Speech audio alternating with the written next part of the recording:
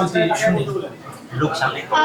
ভালো লেগেছে। আমরা তো সবসময় কথা বলি, তো আজকে আপনাদের কথা শুনতে ইচ্ছা হলো, কারণ আপনার সিনেমাটা দেখলেন আজকে, তো আপনারা অনেক কষ্ট করেন। আজকে আমি বুম ধরে বুঝেছি কি ওয়েট বুমের, আমার বারবার হাত ব্যথা হয়ে যাচ্ছিল। তো আসলে কোনো কাজ নিজে না করলে বোঝা যায় না যে অপরের কাজটা কতটা কঠিন। তো ওই জায়গা থেকে ভালো আপনাদের কেমন লাগছে যখন কেউ কোয়েশ্চেন করে ক্যামেরা ধরে, তখন কেমন লাগছে এটা জানান। আপনারা বলেন না। কেমন লাগছে যখন এরকম প্রশ্ন আপনাদেরকে করতেছিলাম, তখন আপনাদের কেমন লাগছে? ইম্পর্টেন্ট ও কথা হচ্ছে যে আমরা জানি না যে আপনারা বাইরে দুজন রিঅ্যাকশন নিচ্ছেন। হ্যাঁ, হ্যাঁ, সারপ্রাইজ।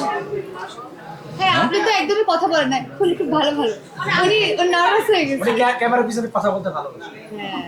হ্যাঁ, ক্যামেরার পিছনে ভালো কথা বলতে। ক্যামেরার সামনে কথা বলতে কেমন লাগে এখন? ভালো লাগে। তাহলে বলবেন এখন। আপু মুভিতে কিন্তু একটা প্রশ্ন ভাইয়ার উত্তর দেননি আপনি, যে আপনি কেন বারবার ফিরে আসেন চলে যাওয়ার পর। আপনি কিন্তু হেসেছিলেন মুভিতে। কেন ফিরে আসে এটা বুঝতে পারেন না?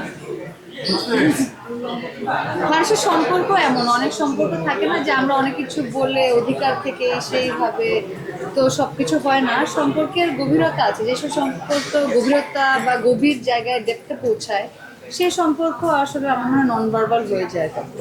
তখন আর ভাষার দরকার হয় না, তখন কিছুরই দরকার হয় না, তখন দুই দেশের দুই মানুষ থাকলেও তাদের মধ্যে একটা কমিউনিকেশন তৈরি হয়। তো এটাই আর কি, ওই কারণে আমরা সাধুর ফিরে আসি সাধুর কাছে।